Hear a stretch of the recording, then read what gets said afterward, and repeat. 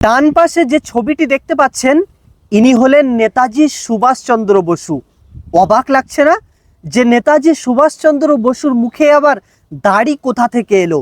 হ্যাঁ, এটাই তো গোপন সূত্রের প্রশ্ন। চলুন এই ঘটনাটা জেনে নিই যে নেতাজি সুভাষচন্দ্র বসুর মুখে দাড়ি কি করে এলো।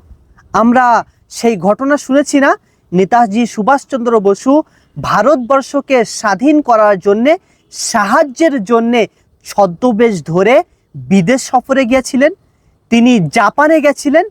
যে ছদ্মবেশ ধরে গেছিলেন, কার ছদ্মবেশ ধরে গেছিলেন? এটাই তো গোপন রহস্যর মূল প্রশ্ন। হ্যাঁ, আমি আপনাদেরকে বলে দিই, আপনারা এই কথাগুলো পাঠ্য পুস্তকে পাবেন না, বর্তমান চালু ইতিহাসে আপনারা খুঁজে পাবেন না। কারণ যদি এইগুলো উল্লেখ করা হয় তাহলে মুসলমানদের সুনাম হয়ে যাবে। সেজন্যেই ইতিহাসের পাতায় এগুলো তুলে ধরা হয়নি। তো চলুন জেনে নিই।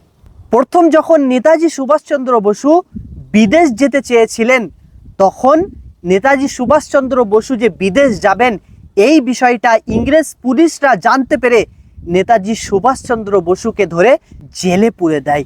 সেই জেলে ছিলেন নেতাজি সুভাষচন্দ্র বসুর গুরু ওবায়দুল্লাহ সিন্ধি, যার ফটো আপনারা দেখতে পাচ্ছেন।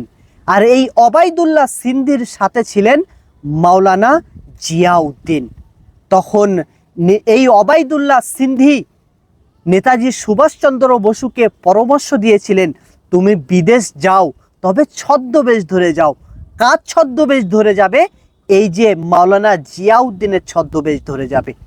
আর মাওলানা জিয়াউদ্দিন তো কয়েকদিনের মধ্যেই জেল থেকে ছাড়া পেয়ে যেত, কিন্তু মাওলানা জিয়াউদ্দিনের ছদ্মবেশ ধরেছিল নেতাজি সুভাষচন্দ্র বসু, তাই তিনি দাড়ি রেখেছিলেন। আপনারা যেটা ফটোর মধ্যে দেখতে পাচ্ছেন, এই same to same Netaji Subhas Chandra Bose মাওলানা জিয়াউদ্দিনের ছদ্মবেশ ধরে জিয়াউদ্দিনের নামে জেল থেকে বার হয়েছিলেন। তারপরে তিনি কলকাতা থেকে আফগানিস্তান হয়ে তিনি জাপানে গেছিলেন বিদেশ সফরে। প্রশ্ন তো হলো এটাই যে আপনারা কেউ কি জানতেন নেতাজি সুভাষচন্দ্র বসু যে ছদ্মবেশ ধরেছিল জিয়াউদ্দিনের, এই মাওলানা জিয়াউদ্দিনের নামটা কিন্তু ইতিহাসের পাতায় নেই।